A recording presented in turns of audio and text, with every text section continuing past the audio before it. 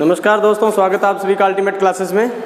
और बोर्ड पर मैंने 5 सवाल लिखे हैं वर्कशॉप कैलकुलेशन एंड साइंस से रिलेटेड। तो उम्मीद करता हूँ आप सभी ये जो 5 सवाल मैंने लिखे हैं इनको आप स्वयं हल करके देखेंगे सबसे पहले। और अगर आपको उसमें कहीं दिक्कत आ रही है तो आप, और जिन्होंने पहले नहीं कर रखा है वो कंटिन्यू इस वीडियो को देखते रहें, सीखते रहें। प्रश्न संख्या 1 में दिया गया है कि एक समलंब चतुर्भुज की समांतर भुजाओं में से, ट्रेपेजॉइड को बोलते हैं समलंब चतुर्भुज। जो भी इंग्लिश मीडियम वाले हैं उन्होंने बोला था कमेंट में कि सर थोड़ा इंग्लिश में भी आप बता दीजिए। ट्रेपेजॉइड एक ट्रेपेजॉइड है जिसकी पैरेलल साइड्स जो हैं उनमें से जो लेंथी साइड जो है, लेंथी साइड की माप जो है साइज दिया हुआ है 10 centimetre and distance between them 4 centimetre. दो पैरेलल साइड्स हैं उनके बीच का जो डिस्टेंस है वो कितना दिया हुआ है 4 सेंटीमीटर। यदि क्षेत्रफल 30 वर्ग सेमी है तो दूसरी समांतर भुजा की माप ज्ञात कीजिए। इफ़ द एरिया इज 30 सेमी square then the find out second side of the parallel pair. जो पैरेलल साइड्स का पेयर है उसका जो सेकेंड साइड है, दूसरी जो भुजा है वो आपको क्या करनी है, ज्ञात करनी है, फाइंड आउट करनी है। देखिए सबसे पहले दोस्तों इसमें क्या करना होगा आपको ये ध्यान में रखना है। सॉल्यूशन नंबर 1 में लिख रहा हूँ सबसे पहले। बोर्ड दिखाई दे रहा है यहाँ तक सभी को? इस तरफ नहीं दिखाई दे रहा? थोड़ा सा चलिए मैं यहाँ से लिखता हूँ, फिर यहाँ दिखाई दे रहा है सभी को सॉल्यूशन नंबर 1। और बात करते हैं हम ट्रेपेजॉइड यानी समलंब चतुर्भुज। तो समलंब चतुर्भुज के लिए मैंने आपको बताया था कि जब भी आप इसका चित्र बनाते हैं तो वो इस तरीके का चित्र बनाएंगे आप, जिसमें आप एक बड़ी भुजा एक छोटी भुजा, ठीक है ना। और इस तरीके का चित्र जो होगा जिसमें आमने सामने की भुजाओं का एक युग्म ऐसे समांतर होगा, ये युग्म समांतर नहीं है, ठीक है ना। अब हम क्या करें, इसमें सारे डाटा, इसमें एक समलंब चतुर्भुज की बड़ी भुजा की माप 10 सेंटीमीटर। देखिए इन दोनों में से बड़ी भुजा कौन सी हुई, ये वाली, तो इसका माप लिखा 10 सेंटीमीटर। और इनके मध्य की दूरी 4 सेंटीमीटर है। पैरेलल साइड के बीच का जो डिस्टेंस है, distance between parallel sides is 4 centimetre. इनके बीच का जो गैप है वो है 4 सेंटीमीटर का। क्षेत्रफल दिया हुआ है हमें। अब आपको मैं ये बताना चाहता हूँ कि ये जो समलंब चतुर्भुज है, इस समलंब चतुर्भुज के क्षेत्रफल का फॉर्मूला क्या होता है। देखिए इस समलंब का जो क्षेत्रफल होता है, क्षेत्रफल का फॉर्मूला क्या होता है, 1/2 इंटू समांतर भुजाओं का योग इंटू इनके बीच की दूरी। इसको मैं शॉर्टकट में ऐसे लिख सकता हूँ, capital L plus small l, यानी समांतर भुजाओं का योग। समांतर भुजाएं कौन सी है, ये वाली और ये वाली, इनका योग यानी बीच में प्लस लगा दिया, गुणा इनके बीच की दूरी। तो ये दूरी है, इसको मैंने हाइट लिख दिया है, कोई दिक्कत नहीं है। तो अब हम कर सकते हैं, हमें इनमें से क्या क्या दिया हुआ है। देखिए क्षेत्रफल, अब हमें क्षेत्रफल दिया हुआ है यानी एरिया, क्षेत्रफल हमें दिया हुआ है, क्षेत्रफल ज्ञात नहीं करना है। तो मैं यहाँ इसके नीचे लिखूँगा 30 सेंटीमीटर 1/2 कैपिटल L मतलब बड़ी भुजा, और बड़ी भुजा का माप कितना दिया हुआ है 10 सेंटीमीटर। यहाँ लिखेंगे 10 प्लस छोटी भुजा, तो दूसरी भुजा का माप ही हमें ज्ञात करना है। और ऊंचाई कितनी दी हुई है 4 सेंटीमीटर। देखिए आपके प्रश्न सवाल ऐसा भी आ सकता है कि आपको बड़ी भुजा और छोटी भुजा दोनों दे दी जाएगी और आपको क्या करना होगा, एरिया फाइंड आउट करना होगा, क्षेत्रफल ज्ञात करना होगा। तो दोनों भुजाएं दी गई होंगी, ऊंचाई दी गई होगी, वैल्यू रखेंगे, इसको कैलकुलेट कर देंगे बस। अभी हम क्या करेंगे, हमें इसमें से ये ज्ञात करना है ना, जो चीज़ फाइंड आउट करनी है। देखिए ये बराबर का चिन्ह है, इसको फाइंड आउट करना है L को। देखिए तो ये 10 प्लस L ये लिखा हुआ है, इसको यहाँ रखेंगे। इसके गुणा में क्या है 4, गुणा वाली रकम कहाँ चली जाएगी, भाग में, 30 के भाग में चला गया 4। इस ब्रैकेट के गुणा में 1/2 भी है। 1/2 को अगर मान लो, पहले इसको सॉल्व कर देता हूँ मैं, यही देखो 2 एकम 2 और 2 दुए 4, तो ये 2 हो गया ना। इस 2 को ले आते हैं अपने यहाँ पर, यहाँ ले, गुणा वाली रकम भाग में आ गई। 2 से जब इसको कैंसिल आउट करेंगे तो ये कितना बचेगा 15।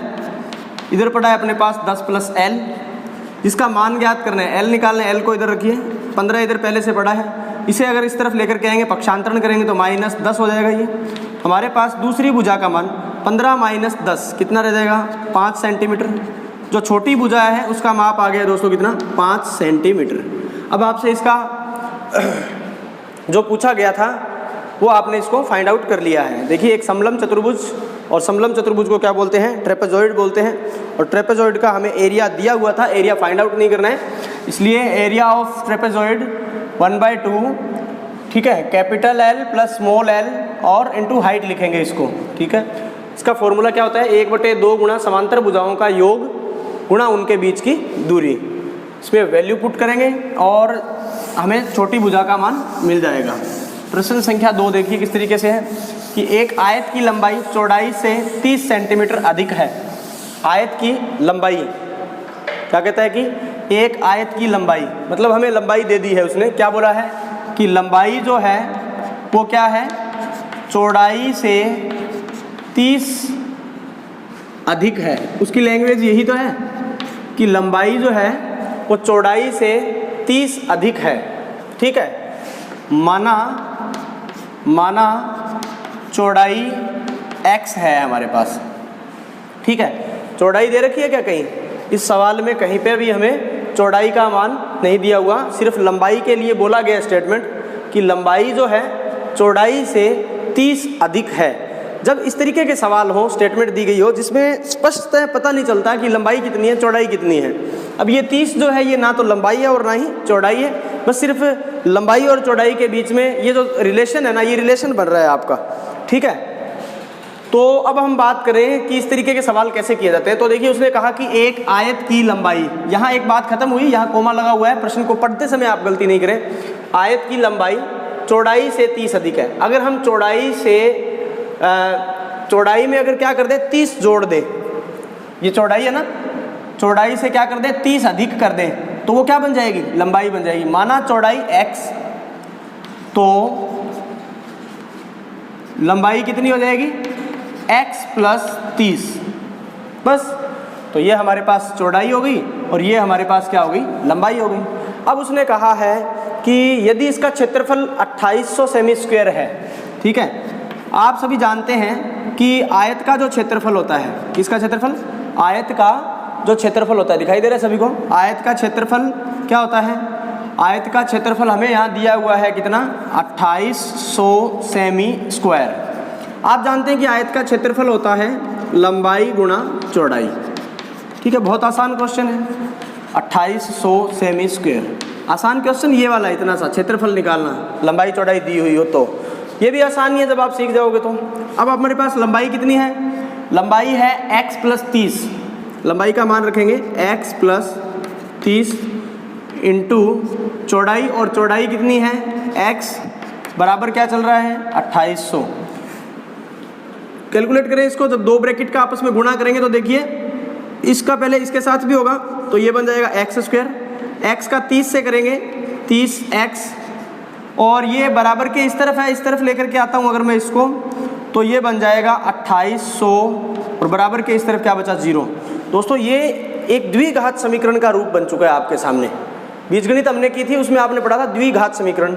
अब हम पढ़ते हैं, आगे की बात करते हैं। तो एक्स स्क्वायर प्लस, अब आपको 2800 लिखना है। देखिए ऐसे 2800 लिखना है जिसको जोड़ने या घटाने पर 30x बनता हो और उनको गुणा करने पर लास्ट रकम क्या है 2800, इसका गुणांक क्या है 1, तो 2800 एकम 2800। मैंने आपको बताया था ना कि इसका गुणांक और ये अंत वाली रकम इनका गुणा करके देखो, 1 गुणा 2800 तो क्या बनेगा 2800 एकम 2800 ही बनेगा। इस 30 के ऐसे टुकड़े करने हैं, कैसे टुकड़े, जिनका गुणा 2800 बन जाए। अब देखो हम जानते हैं कि 15 प्लस 15 भी कितना होता है 30 होता है, लेकिन क्या 15 का 15 से गुणा करेंगे तो 2800 बन जाएगा। आप ऐसा दिमाग लगाइए कि 28 कब बन सकता है, किसको किसके साथ गुणा करें कि 28 बन जाए।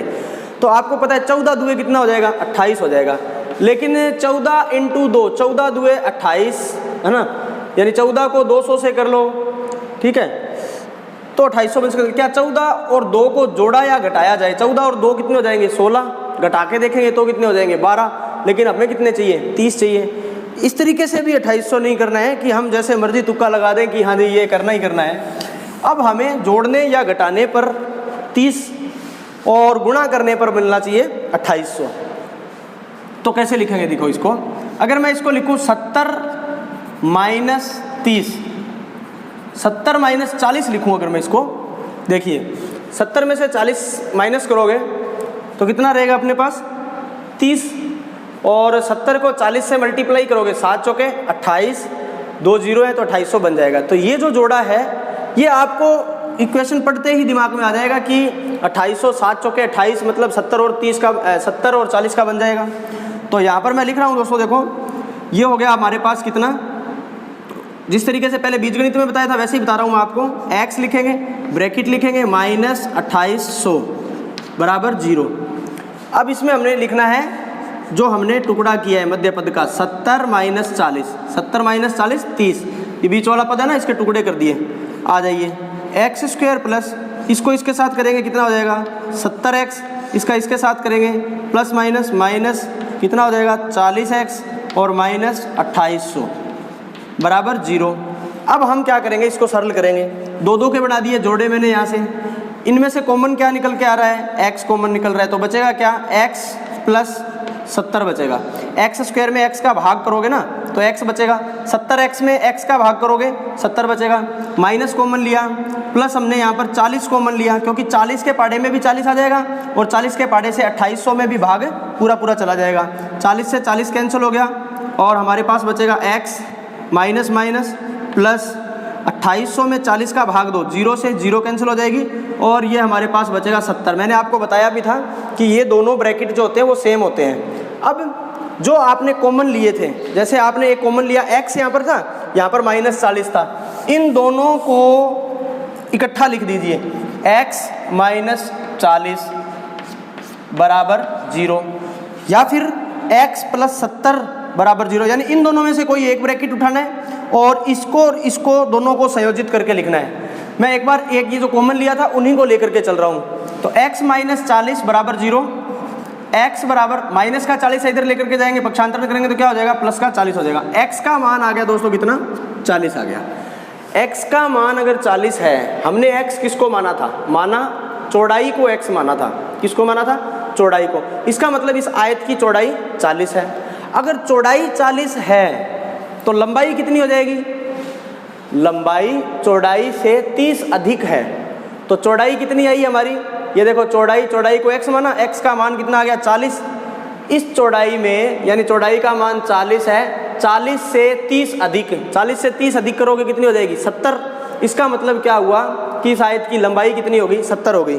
अब एक बात और मैं बता देता हूँ आपको, कुछ बच्चों के दिमाग में ये आ रहा है कि इसको और इसको संयोजित करके तो हमने लिख दिया, इन दोनों में से किसी एक को ले सकते हैं क्या, तो देखिए ले सकते हैं, x प्लस 70 बराबर 0, लेकिन इसका जब x का मान निकालोगे x बराबर ये प्लस का 70 है, पक्षांतरण करेंगे तो किसका हो जाएगा -70।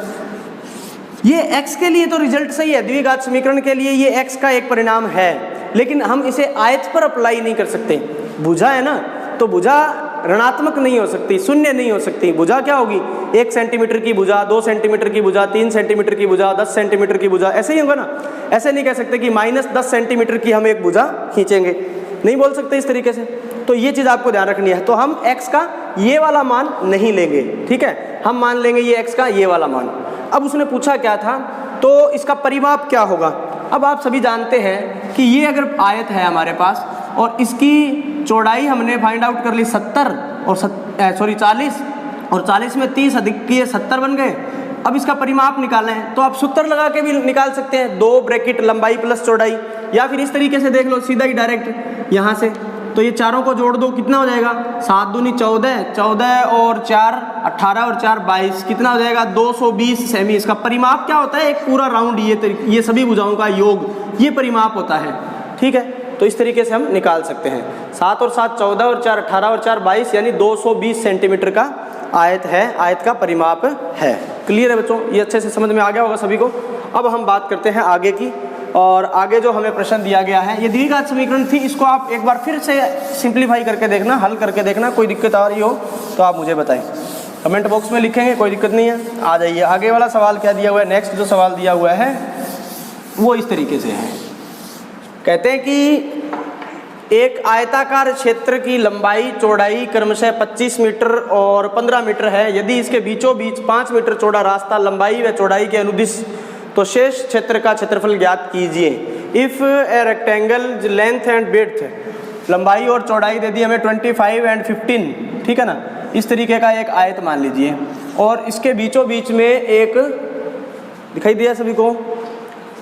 चलिए मैं थोड़ा सा इसको आगे और कर देता हूँ। ये अपना एक आयत है और इस आयत के अंदर हमें क्या बोला गया है कि ये 25 और ये कितना दिया हुआ है 15 है। इसके बीचों बीच एक रास्ता है इस तरीके से और इस तरीके से, पार्क के बीचों बीच ये रास्ता बना हुआ है, मान लीजिए ये वाला भाग, ठीक है, ये वाला भाग ये वाला भाग। अब हमें इस शेष क्षेत्र का क्षेत्रफल निकालना है। शेष क्षेत्र का क्षेत्रफल मतलब जो रिमेनिंग पोर्शन है इस रास्ते को छोड़ करके, तो हम क्या करेंगे, देखिए यहाँ लिखता हूँ मैं शेष भाग का क्षेत्रफल, रिमेनिंग पोर्शन, शेष भाग का क्षेत्रफल, एरिया ऑफ रिमेनिंग पोर्शन, ठीक है ना। इस वे को, इस मार्ग को छोड़ते हुए, पथ को छोड़ते हुए शेष भाग का क्षेत्रफल मतलब क्या हो जाएगा, आयत का क्षेत्रफल माइनस आयत का क्षेत्रफल माइनस इस रास्ते का क्षेत्रफल, रास्ते का क्षेत्रफल, ठीक है, रास्ता ही है, ठीक है। अब अपने क्या करेंगे, आयत का क्षेत्रफल हमें पता है क्या होगा, लंबाई गुणा चौड़ाई, तो ये हो जाएगा 25 × 15 माइनस रास्ते का क्षेत्रफल निकालना है दोस्तों।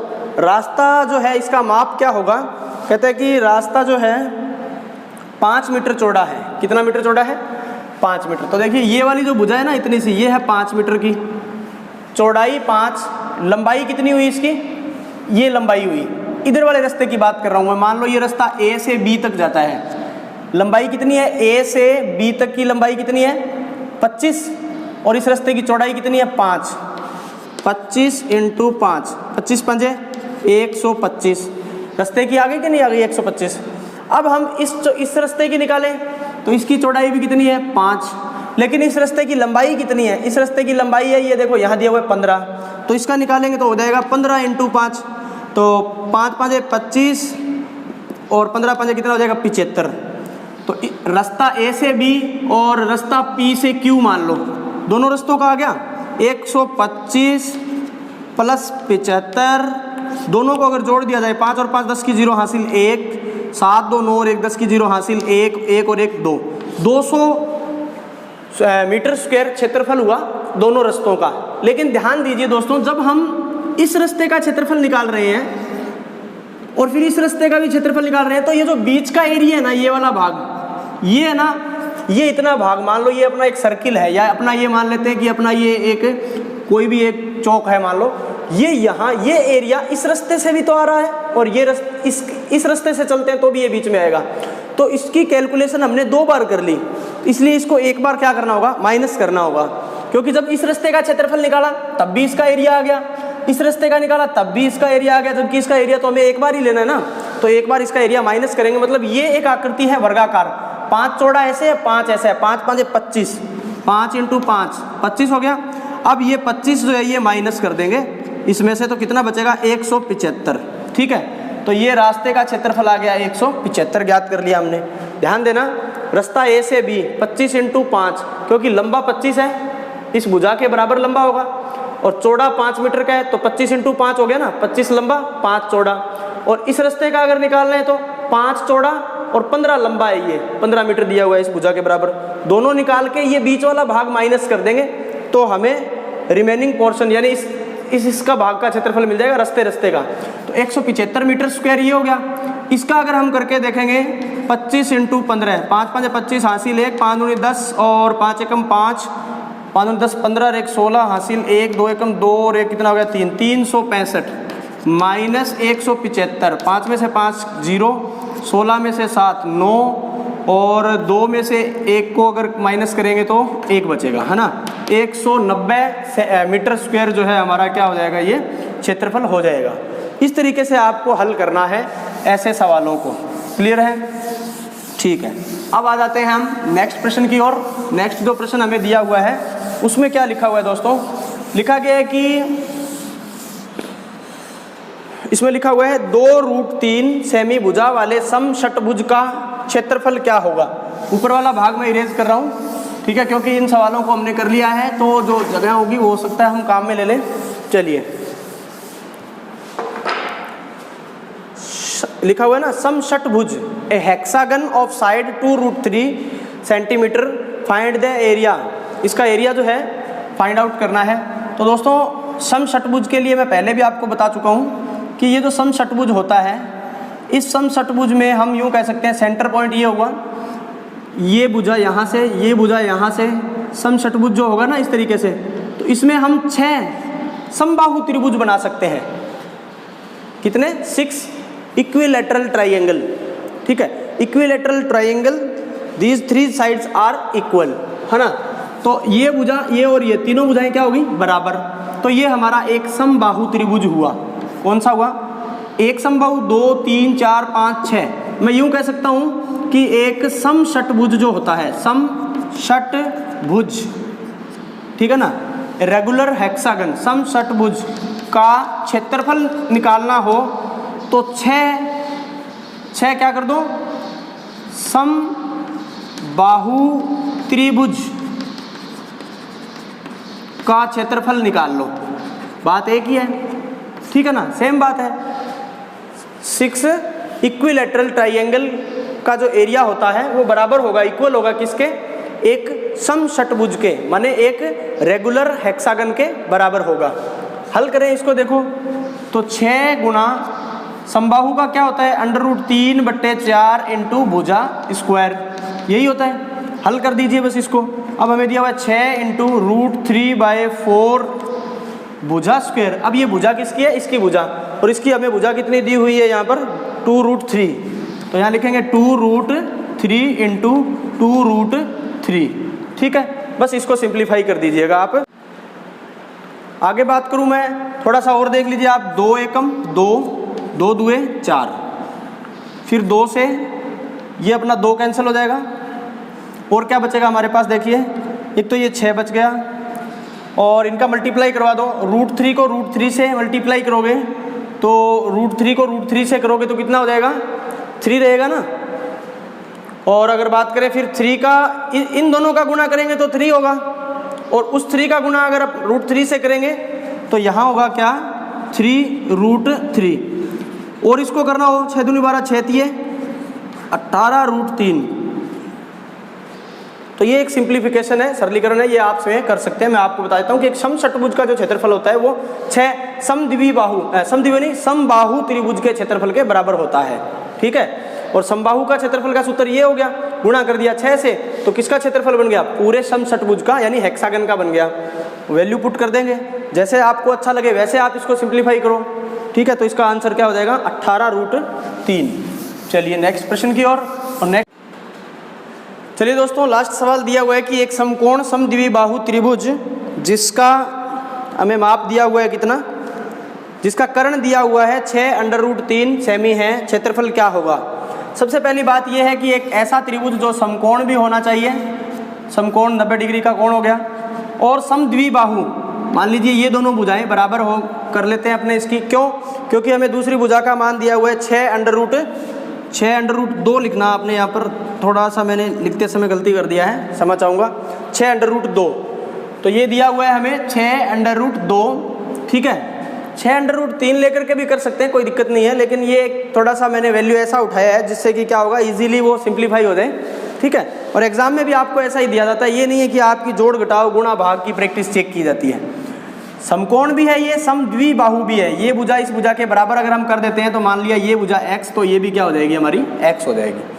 अब हम अगर इसका क्षेत्रफल निकालना चाहें दोस्तों, तो इसके क्षेत्रफल के लिए हमें तो इसका क्या चाहिए, 1/2 गुना बेस इंटू हाइट, आधार गुणा ऊंचाई। ना तो आधार है और ना ऊंचाई है, तो पहले ये भुजाएं निकालेंगे हम। तो मैं यहाँ लाइन खींच करके लिख रहा हूँ, क्या, पाइथागोरस प्रमेय द्वारा। पाइथागोरस प्रमेय कब लगाई जाती है, जब आपको समकोण त्रिभुज की किसी भुजा का माप ज्ञात करना हो, मान ज्ञात करना हो। पाइथागोरस प्रमेय में क्या लिखा है, कर्ण स्क्वायर बराबर आधार स्क्वायर प्लस लंब स्क्वायर। तो कर्ण कितना दिया हुआ है, 6√2 का स्क्वायर बराबर आधार कितना दिया हुआ है, x स्क्वायर प्लस लंब कितना दिया हुआ है हमें, x। तो यहाँ लिखेंगे x स्क्वायर, क्योंकि दोनों समान है, समद्विबाहु था। x square plus x square 2x square. ध्यान दीजिएगा बच्चों, यहाँ पर मैं जोड़ कर रहा हूँ, बीजगणितीय जोड़ मैंने आपको बताए थे। x स्क्वायर को x स्क्वायर से जोड़ेंगे तो कितना, 2x स्क्वायर हो जाएगा। अगर आपके दिमाग में ये आ रहा है x स्क्वायर गुणा x स्क्वायर, वो गुणा में होता है कि x स्क्वायर का गुणा x स्क्वायर से करेंगे तो x की घात 4 बन जाएगा। अभी हम क्या कर रहे हैं, जोड़ कर रहे हैं। x square plus x square 2x square, ये हो जाएगा 6√2। इसकी अगर स्क्वायर हटा दी जाए तो यहाँ हो जाएगा, ये अंडर रूट का चिन्ह आ जाएगा, कर्णी चिन्ह आ जाएगा।